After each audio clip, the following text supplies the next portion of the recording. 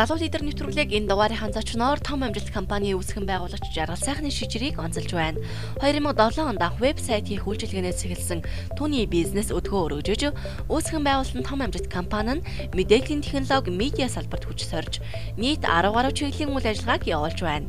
Тэрээр Монголын хамгийн анхны 3D анимашн хүүхэлдэйн кино болох Мора гэх санааг гаргаж өөрийн үүсгэн байгуулсан амжилт студийн хамт олонтойгоо хамтран бүтээж 2017 онд үзэгчдийн хүртэл болгож чадсан билээ. Мөн амжилт онлайн дэлгүүр IT болон бусад чиглэлээр сургалт явуулдаг амжилт академи, боловсролын контент түгээгч, оюуны платформ болох амжилт.com сайт зэргийг амжилттай үүсгэн байгуулан авч яваа. Ажил хэрэгч бизнесмен залуутай ярилцсан энэ удаагийн дугаар үзэж та бүхэнд хүрэхэд бэлэн боллоо.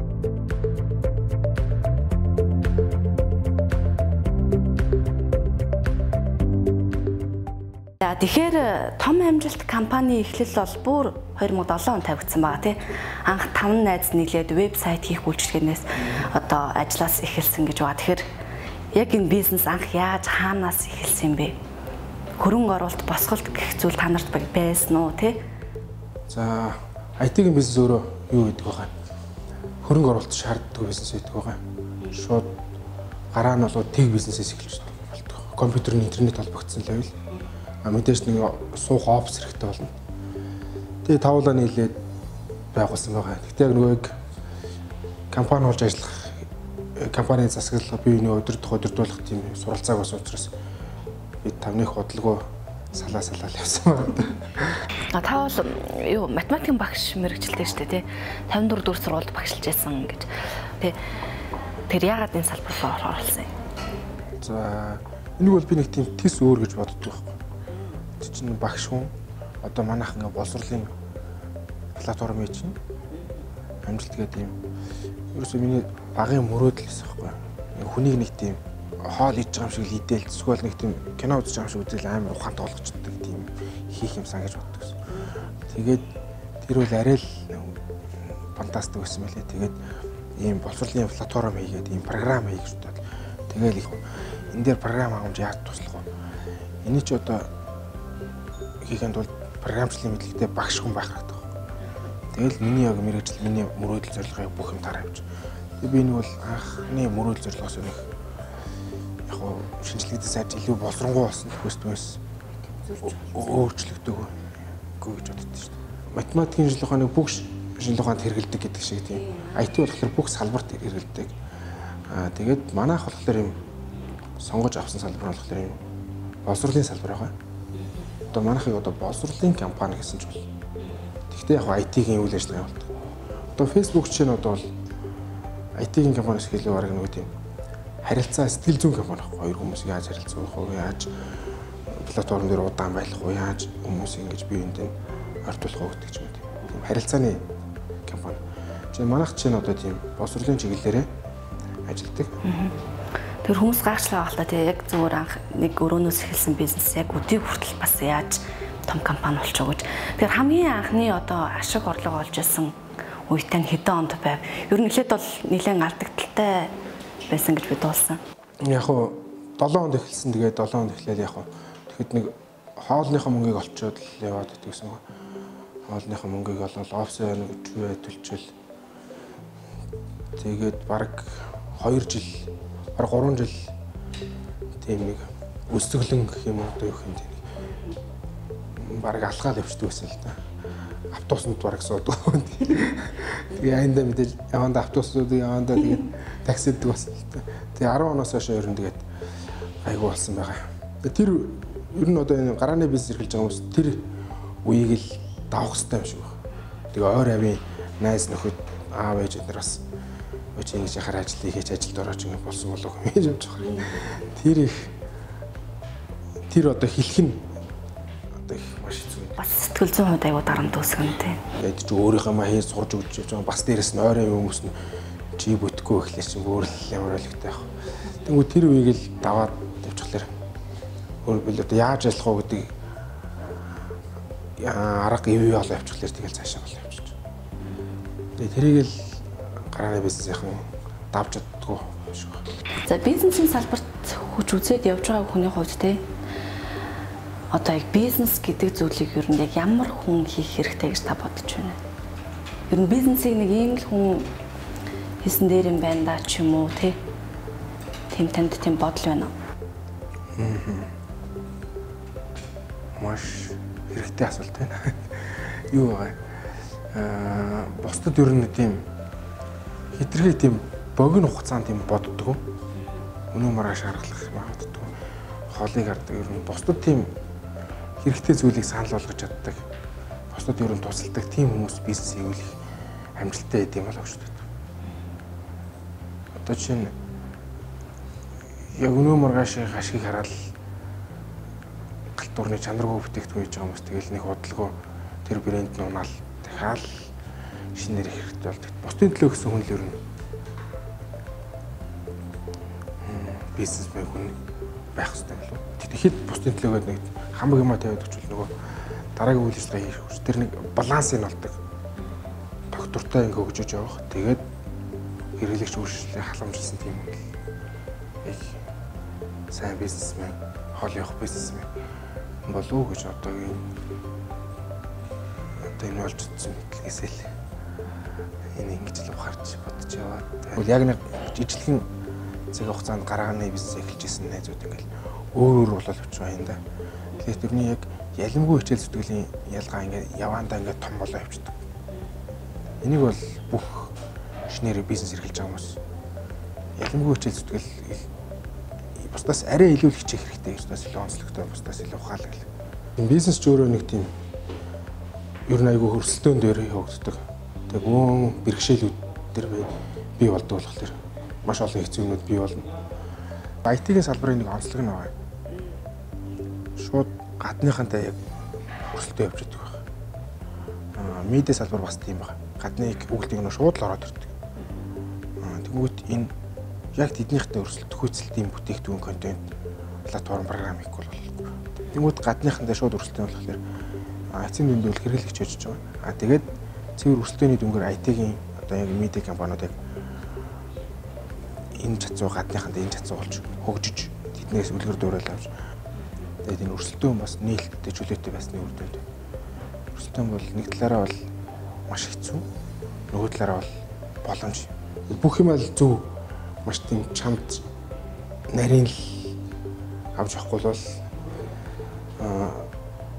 сурчлагаа ч юм уу, санхүү ч юм уу, эсвэл цаг төлөлтөндөө аль нэгэн дээр алдахад бол нөгөө босод одоо нэг гинжин холбоо гэх юм уу тэр нь алдагддаг учраас бүх юм нарийн чамд авч явж гэж.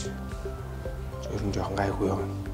Тийм байна да гэж ойлгох шүү дээ. За надад юм тохиолдож ирсэн одоо яг ер нь би бол ингээд аль болох ингэж маш нарийн төлөвлөж хичээж явдаг байхгүй. Тэгээд миний одоо яг төлөвлөгөөс тийс өөр болсон зүйл болохоор 14 онд одоо төрөөс гинтхэн манай сайтыг маань хаасан байна. Тэрээс болж одоо манай зөвхөн сайт хаахад манай сургалт одоо веб их видео реклам их гэл бүх өөрчлөлийг хүмүүс хаасан мэтэр ойлгоод тэгээ манайх өөрчлөлөгч өнтөргүй болоод айгүй хэцүү байдалд орчихсон байна. Тэгээд сарын туршид би бараг л унтчих чадахгүй айгүй хэцүү байсан байна. Гэж одоо хүртэл нөгөө нэг ч удаа цалингаа тавихгүй эсвэл хойшлуулах хүн байхгүй. Тэрнгээрээ баг гэж бод. Яг тэр үед бараг л тэр зарчмаа бараг л алдах шахсан. Гэтэ даваад гарсан л та.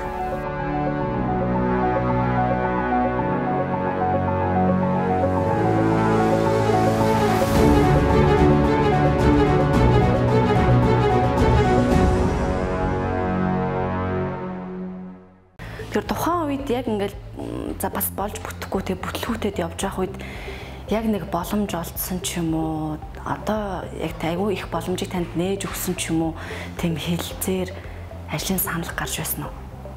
Яг тэр үед тэгээгүйсэн бол би одоо бас бүтэхгүй байсан байх ч юм уу танд нэг тийм үйл явдлын бол хуваалцаач.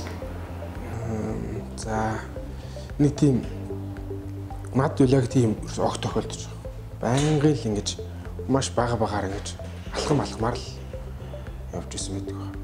Тэгээ тийм юмыг зарим хүмүүс тийм хүлээгээд идэх байхгүй. За нэг юм хөрөнгө оруулагч ч юм уу, нэг юм өндөг ах ч юм уу, эсвэл нэг сайн хамтрагч партнер олчвол зүмэх гээд энэ да.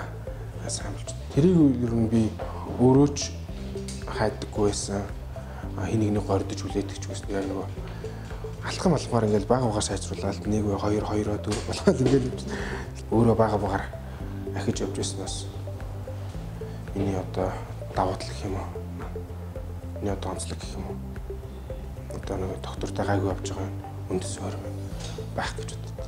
За том амжилт компани ер нь дотоод соёлыг сонирхол одоо сүүлийн компаниуд дотоод соёл гэх зүйлийг маш их ярьдаг болж тэ ажилчдын ур чадвар тал дээр одоо өөрсдөө бас удирдагч нар нь хичээлээ олох ч юм уу тийм хичээлүүдийг аяг хийдэг болчихсон байна. Тэгэхээр том амжилт компанийн хувьд сонирхолтой тийм зүйл байгаа болов.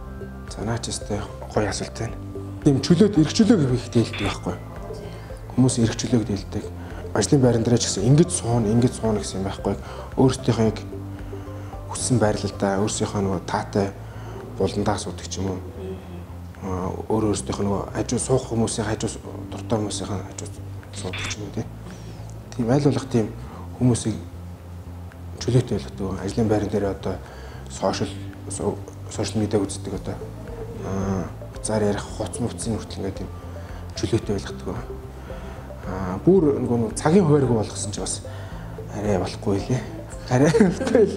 Гэхдээ тэр нэг дахиад нэг бидний соёл бүр төлөвшөөд ирэхлээрээ бүр лаг болоод ирэхлээрээ тэр бас байж болох юм байна. Яг зорилгоол төв болгодог байгаа. Түүнээс нэг тийм ирэмд дистра гэдэг ч юм уу тийм. За дарга ажилтан гэдэг ч юм уу тэгж явдаг байх. Тэр нэг зүйлийн зорилгын төлөө явж байгаа. Тэгэнгүүт тэрийг би ингээм менежмент хийж тусалж байгаа. Нөгөө нэг гүйцэтгэж өгч байгаа. Тийм байлаар явдаг байх. Түүнээс бол манай нийгэм болохоор нэг иймэрхүү ойлголт. Нэг нь болохоор ингээл нэг нь ажилуулаад та нарыг би амьдралдаа ч авч явж хэрүүлж ингээд нөлөөлж нэгдэрэл. Нөгөө нь болохоор энэ нэг нөхөр намайг ингээд шулаад ажилуулаад байна гэл. Хоёр дайснууд юм шиг байгаа. Тийм биш байхгүй чи хоёр ингээд хамтрагчуд нэг зорилгын төлөө явж байгаа юм найзууд байгаа байхгүй тий. Одоо бие биенэндээ ингээд тусалж нэг нь хохирч нөгөө нь хохирох ш. Аль аль нь хожихын төлөө ингэж явж байгаа. Ийм одоо нэг багууд байхгүй. Сар бүрийн нэгэнд манайх нь ийм янз бүрийн одоо инспирэшн ч юм уу хувийн хөгжилтэй ч юм уу төрөл бүрийн сэдвэр тийм гаднаас хүнийг өөрчлөлийг зөвшөөрдөг байна. Шашны ч юм ахгүй ч журал. Манайха өөрсдөө нөгөө ийм уншуулъя гэж санал болгоод тэгээд ирэн уншаад би бас заримдаа уншдаг байна. Ер нь та за том амжилт компани бол нийт 50 гаруй ажилтнтай гэж байгаа тий. Тэгэхээр та өөрийгөө анзаарч хахад яг за тань дээр ингээд би ажилд орё гэд хүн хүрээд ирвэл та тэр хүнээс хамгийн түрүүнд ямар чанарыг харах бол ер нь хамтран ажиллаж байгаа хүмүүстэй та яг ямар шаардлага тавьдаг бол? За манайч нь яг ингээд хөлбөрийн зах зээл цөөхөн байхгүй. Графикч чинь манай компани чинь хамгийн олон графикчтай компани байх чинь тийм. Хамгийн олон тоонд орох программистуудтай. Тэнгүүд их сургуулиуд нь айгүй чанаргүй бэлтгэдэг. Төгсөөд ажлын байранд тэнцгээр биш. Тэнгүүд тэд нэр яг мэрэгжлийн мэдлэгийг шалгаж авъягүй л би орог ажилд авах боломжгүй болчих. Тэнгүүд тийм сэргэлэн ухаалаг юм шаргуу зүтгэлтэй хүмүүсийг нь тэгээ ярилцж байгаа л харж байгаа л тэгээ тэрийг ярьж харахтаа ярилцж байгаа хавцтай би ингээд одоо нэг тийм ванга шиг мэдэрдэг байхгүй тэгээ одоо энэ за энэ бодлоо нөхөр байна уу нөхөр ингээд зүтгээд ингээд юм заагаад үлгчээгөө явчихаар нөхөр байна уу гэдгийг хараад мэддэг байгаа. Тэгэхээр мэдээллийн технологи, медиа салбар гэх зүйлийн яг та тийм боловсрал тал руу чиглэсэн зүйлийг бариад авчирсан байгаа шүү дээ тий. Амжилт Актем, за амжилт эцэг.com байна. Тийм одоо боловсролын платформ, оюуны платформ гэж яриад байгаа байхгүй. Оюуны сошиал платформ гэдэг. Хэрэглэгч өөрөө багш нар өөрөө ингээд шууд хичээлээ оруулаад, тестээ оруулаад, курсээ оруулаад, зараа энтрээ оруулаад, заагаад шууд оруулчаад тэргээд дүгэдэг ч юм уу эсвэл шууд харьцаа заадаг ч юм уу. Тийм онлайн сургалт, онлайн боловсролын сургалтын төвийн тийм ашиглах тийм платформ, програм, аппликейшн, вебсайт. Одоо манайд бас нэг 100 гаруй тийм багш байна. Тэгээд зарим нь бол нэг сайн контент оруулаад, зарим нь мөнгө олцсон ч багш тий. Зарим нь бол 1-2-ыг оруулаад сайн оруулж чадахгүй. Өшөө ингээд өөрсдийн контент хөө залуу багш нар бол байх. Хэдий ч л одоо яг сайн контент оруулаад хэдий ч сайн хүмүүстэй өргөж чадна. Бусдад хэдий ч туслан хэдий ч орлого олно. Харин манай бол тэр орлогоос нь бол ямар нэгэн тийм шимтгэл хувь авдаггүй байна. Тэгэл энийг ямар ч гэсэн одоо хүүхдэл ингэж илүү хүн төрөлхтөнд одоо үнэхээр сурж өгч гэдэг нь таатай зүйлийг хийгээд. Тэгээ Google чинь одоо хүнийг хүн төрөлхтөнд одоо хайхад үнэхээр таатай зүйл хийсэн байхгүй. Өмнө чинь одоо нэг юм сургаа хай гэвэл одоо хүн амтнаас сууна гэж үзчих. Бараг 7 хоногийн дараа эдэн сарын дараа олддог юм. Одоо перхэд бичээл болчихдог болсон тийм. Тэгэхээр яг боловсролт хүн сурч өгч гэдэг тийм маш гоё давуу талыг л ингэж хөгжүүлж явсараа л бий болгоно гэж боддог. Тэгээ тийм боломжийг бол манайх хөгжүүлж байгаараа ер нь тийм айгүйх буян үлдэж байгаа тийм зөв платформ гэж өөрийгөө зөв зүйл хийж байна гэж бол өөрийгөө тавих юм. Урамшуулал манай хамт уламсан гэж яваалах л та. Маань нэвтрүүлгийн нэг уламжлалт асуулт байдаг. Тэгэхээр таны хувьд лидер хүн гэж, манлайлагч хүн гэж ямар хүнийг хэлэх бол? За, лидер хүн гэхэлэр тодорхой тийм зорилготой, итгэл үнэмшилтэй, тийм алсын хараатай. Тэгээд хамтрагч болон одоо дагалдагч юм уу шавнар одоо найз нөхөд ажилчтай ер нь санаа тавьдаг. Тэгээд тэр зорилгоо яг ахын төлөө байдаг яг зарчмынхаа баримлж өгдөг нэг л лидер хүн баг гэж ойлгодог. За таны хувьд ажлын яг зарчим баримтлалт нь ямар зүйл байдаг бол? За нэг чухал асуулт байна. Энэ маш энгийн сонсогдож магадгүй. Гэхдээ нэг миний хувьд бол маш тийм хүмүүсийн хувьд бол маш чухал зарчим гэж ойлгодог. Худлаа ярихгүй, хулгай хийхгүй л ах л өөр нь хамгийн том зарчим, хамгийн чухал зарчим байх гэж боддог шүү дээ. Одоо ажилчтай, өөрчлөлөгчдөөсөө одоо найз ер нь хинээс энд л бол энд худлаа ярьж хулгай хийхгүй байх. Тэгээ шударгаар зөвхөр ажиллаж, хамтарч ажиллаж харилцаа өөрчлөлтөл яг өөрчлөлтөл гэж. Ингэж ижил яг хүмүүс итгэл найдварыг алдахгүй байнгын хөгжлөлөө хатгалж явна гэж боддог. Одоо би ер нь бас нэг тийм юунд тийм хит нэг тийм сэтгэл хөдлөлт тийм автах дургу одоо тэрнгээр юм шийдэхгүй байхыг хичээдэг байхгүй. Одоо өөрийгөө хит хөөргөх, хит их одоо шаналлах, гониглах ч юм уу. Тэрний аль болох орохгүй хичээдэг баг. Тэгээд нэг бизнесменийн ярилцлага дээр дэгчсэн. Ер нь тийм emotional одоо сэтгэл хөдлөх дарах хэрэгтэй. Тэгжиж яг нэг тийм бодитоор практик тийм юу гаргах шүү. Шийдвэр гаргаж төлөвлөгөөндөө тусгагдаж байгаа. Тэгвэл хит тийм хөөрлийн байдалтай тийм төлөвлөгөөгөө дэгсдүүлсэн тийм байдлаар гаргаж болохгүй. Гэдгийг би нэг одоо яг мэдээд байдгийн шүүхлийг баттай мэдэрсэн гэх юм. Тэгэхээр таныг бол ер нь сэтгэл хөдлөлөө бас яг баланслж чаддаг гэж ойлгож болох уу? Талбай зүйлд. Тийм бизнес дээр их баланслж чаддаг, бизнес дээр их барьж чаддаг. Түүнээс бус одоо баяр хөөр дээр хөөрөлгүй яг. За ойлоо цагаан юм ингээ ярилцъя. За тантай 3-т анимашны талаар бол бас асуухгүй өнгөрөхгүй байхын аргагүй. Тэгэхээр Монголын хамгийн анхны 3-т анимашн хүүхэлд болох Морог бол та хийсэн байгаа шүү дээ. Ерөнхий продюсераар нь ажилласан. Тэгэхээр яг ягаад 3D анимашн хүүхэлдээ хийх гэсэн санаа төрсөн. Энэ бол бас хэн хүний одоо бас хийгээд оролдчихъя гэдэг нэг санаанд нь багтахаар зүйл бол биш гэж би бодоод байгаа байхгүй. Манай хэсэг 11 оноос эхлээд видео реклам хийдэг болсон. Тэгээ өөрсдийн одоо гадны кинонууд л үздэг гэж өөрсдөө кино хийх юмсан гэж боддог байж байсан чинь 12 онд намайг яадیں۔ Солонгосын нэг бусааны IT-ийн экспоноос намайг өрдөг байхгүй. Имэйл ирээд ингээ юм чин даана өнөдр гэдэг өрнөмөр гэдэг. Тэгэхээр би одоо итгээг байхгүй. Манай найз хэлээ тэгээд тэгсэн чинь итгээг тэгсэн үнэхээр ингээ даагаад наа өрөөд тэгсэн чинь тэр солонгосчууд нэг юм хэлжээ.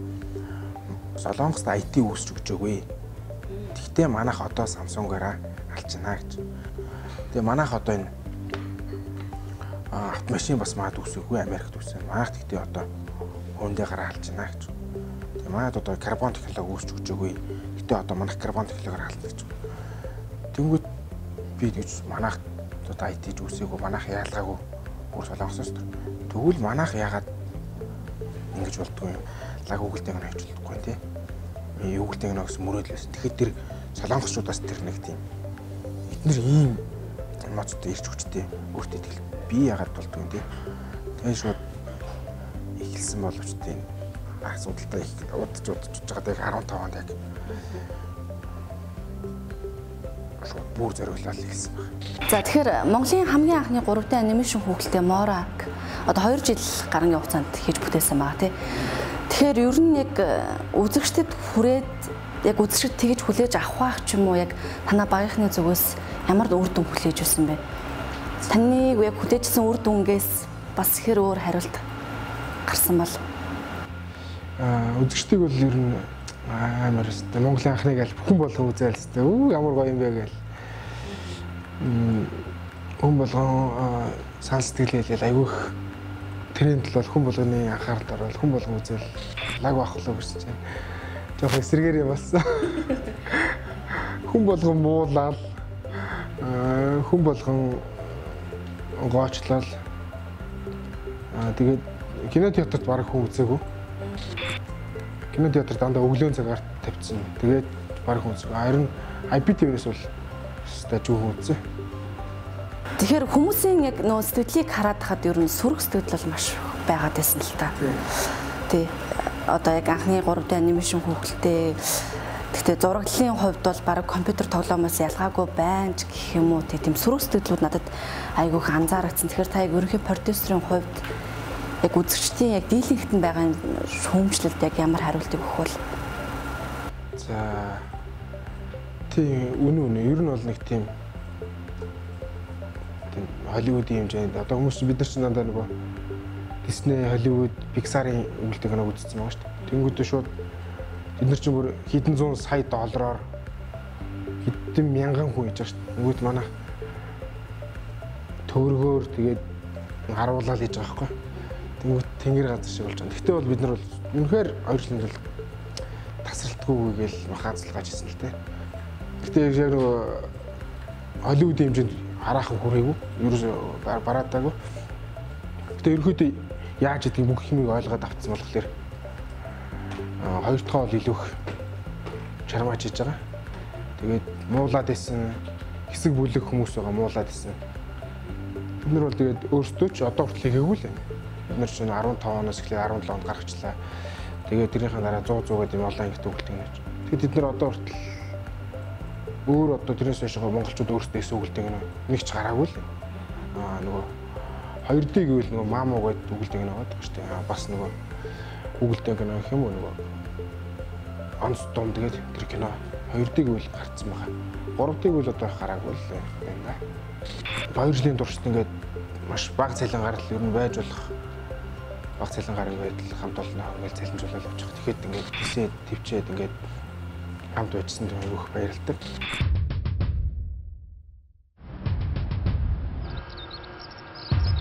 Тухайн үед нь мэдэгдэхгүй яасан юм бэ? Энэ нэг тэнийг юм заадав. Намайг эндээс гаргаж ирсэн. Энэ тагтнаас уу? 1 4 3. Тийм ээ. Ажмаараа. Хурдаж яах нэмэрээ. Магадгүй яг мөнгөн шагнал өгөөгүй ч гэсэн нэр хүнд бас дээрс миний өөртөө итгэл. Тэгээд одоо хамт олонны ирж хүчтэй нэгтрэл гээл маш олон юм бидэндээс сурч авсан ба. Тэрийг бол мөнгөөр үлгийцсэн. Маш том ашиг болсон байна. Ер нь юмны анхны юм хийнэ гэдэг чинь их асуудалтай юм байна. Өөр нэг хүнээс ингээд туршлага бол асууч ихлээр байхгүй. Ерөнхийдөө л нэг тех багтай л гэсэн тийм. Тэнгүүтээ гадны туршлагыг авахлаар гадны туршлага чинь бүр хэдэн мянган хүн дээр хийж байгаа прожект ч нөө 10 хүн дээр болохоор нөгөө дамжлагууд нь өөр болчихно, ажлын хуваарлт нь өөр болчихно. Үе шат нь өөр болчихно, процесс нь бүх юм өөр болчихлоо. Тэрийг энэ дээр алдаж онжиж ингэж ажиллуулыг зүг болох байсан юм гэдгийг ухаарж байгаа хэрэг. Тэнгүүт тийм өөрөө бид ингээд өөр дээр ингээд алдаа гаргаж ухаараад тестэлж байгаа. Тэнгүүд өөр хэрвээ хин нэг хийцэн байсан юм бол яг сайхан менежментийн туршлагыг хуваагаад хуалцаа авч болох байсан. Одоо бол өөр хүнд туслахад бол бэлэн байгаа. Энийг эхлүүлвэл. За одоо бол 100 зүйн найзууд одоо 100 ангитай хүүхдийн кино бол үзэгчдийн хүртэл болох шатандаа явж байгаа. Тэгэхээр нууцшвал хизээ яг үзэгчдийн хүртэл болох бол эх сараас телевизээр гаргаад телевизээр кино дээр гаргахгүй шууд телевизээр гаргаад үзэгчд бол үн төлбөр өөдлөөс үзэж болно. Тэгээ одоо манайх 100 болно гэхээр хайгуу илүү ямарсан поррогоос илүү гоё болсон байна. Тэгтээ мэдээж нөгөө Монголыг болохоор монголчууд маань илүү их шүүмжтэй хүлээж авах байх.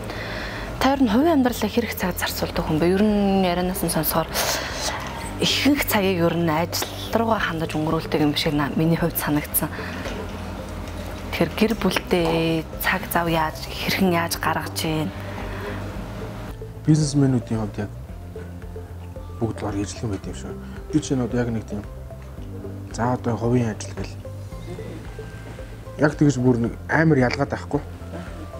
Гэхдээ сая охинтой болсон байгаа манай охин 5 сартай. Тэр болохоор өстэй амар миний хайртай тэгэл охинтойгоо тоглож ин. Тэгтээ бас ажиллаа бодож байна. Гэртээ ажиллаа хийжсэн ч гэсэн охиныхаа зургийг хараад харилж идэг ч юм уу. Тиймэрхүү байдлаар л явчихсан. Тэгээс яг нэг тийм бизнесийн төлөвлөгөө шиг за охиноо харилцах цаг гэдэг ч юм уу. Тэгэж найран гаргадаг. Эсвэл мөнхтүүдтэйг нөө цаг өнгөрөхөөс гадна нөгөө тоглож интерес гадна нөгөө манай охин маань одоо энэ жил 1-р ангид орох юм. Хүү маань одоо энэ жил 4-р ангид орох. Тэднийхэн одоо нөгөө суур чадвар хүм боловсролтныг анхаардаг болсон байна. Тэг өөрөө миний багш юм болохоор ч юм. Тэгтээ одооноос анхаарч эхэлж байгаа. Гэртээ бол байнга л хүүгээ хичээлүүлж охиноо хичээлүүлж.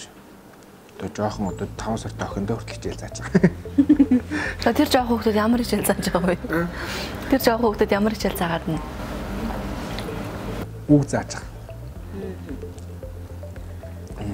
Монголоор бол англиар тийм үгнүүдийг зааж байгаа. Тийм арга сурсан. Ярьж чадахгүйсэн гэсэн үг сурж болт юм байл. За хүүхдүүдийнхээ боловсролд та яг одоо бол ингэж анхаарч байгаа юм. Яг таны эцэг их таны боловсролд яаж анхаарсан бол эсвэл хувь хүн тал дээр таныг яаж өсгөж хүмүүжүүлсэн бол? За би ч бүр нөгөө сургууль цугаас бол 8 нас өрөнгөт хотод ирсэн байхгүй. Тэгээ манай аав ч нөгөө өдөр шөнөгүй ажилладаг. Тэгээ би нөгөө 3 дүү хараад нэг надад нэг тийм одоо би өөр хөлт анхаарал тавьж байгаа ш. Тэгж анхаарал тавих. Үнэхээр одоо юу хүнд цаг боломжтой байхгүй. Өдөр шөнөгүй ажиллаж байдаг байсан л. Тэгсэн мөртлөө наав нэг тийм сургаагүй байдлаар сургацсан байхгүй хүмүүжүүлсэн. Хүмүүжүүлээгүй байдлаар хүмүүжүүлсэн. Юу юм 3 дүү ахмад бол аюу хариуцлагатай болчихсон. Гэр орны гадагшаа гарч ирэхдээ гарч эмэгтэй хүүхдээ ажил. Тэгэл бүх ажлын тэгэл тэд нартэй бүгдэн дээр нөгөө хоол унд хувцас бүгднээр санаад тийм хариуцлагатай. Тэгээд бүх юм ингээд төлөвлөж ажиллах тийм одоо нэг тийм рефлекс гэх юм уу тийм дадлыг багаас нь суулгаад дүү нартай тийм санаад байдаг. Харин эсрэгээр манай аав жир одоо намайг тэгж одоо тийм хариуцлагатай тийм одоо чөлөөтэй тэгж орхиогүй гэсэн бол оронд нь манай аав жир одоо санаа тавиад байдаг гэсэн бол би бас одоо зэрэгтэй иймэрхүү бас явахгүй байх амжилттай явах бас хэцүү байх гэсэн баг гэж байна. За танд өнөөдрийн өөрийг тань бүтээхэд нөлөөсөн хүмүүс үйл явдал гэвэл ямар зүйл байгаа вэ? Одоо энэ яг одоо ингээд надад ингээд тусалж ийсэн. Надаас бас ингэж туснах хичээсэн хүмүүс их нөлөөлж байсан байна. Нэгдүгürt надаас аягүй олон хүмүүс тусламж нэгтгэх байхгүй. Тэгээд ингээд өмнө нь болохоор ер нь дүүнер маань ойр аав ээж маань нэгтгэх гэсэн. Одоо тэгсэн чинь одоо бүр ингээд хүрээ маань олмолт хэлээд байгаа байхгүй. Тэгмээ тэд нар хүмүүст би ингээд туслах аль болох тэр туушин хардахаараа би бас өшөө илүү хичээх, өшөө илүү сайн байх, өшөө илүү том байх болчих жоо. Тэр бас их надад их нөлөөлт юм болов. За нэвтрүүлгийн урилга хүлээн авч ярилцсан танд маш их баярлалаа. Тэгэхээр таны ирээдүйн амьдралд тань улам өндөр амжилтыг хүсэн өрөө. Баярлалаа. За залуу лидер нэвтрүүлгийн маань шинэ дугаар үзэж та бүхэнд хүрлээ. Тэгэхээр манай өнөөдрийн дугаарт том амжилт компани үүсгэн байгуулагч Жаргал сайхны шижээр оролцлоо. Дараагийн дугаараар уулзлаа. Түр баяртай.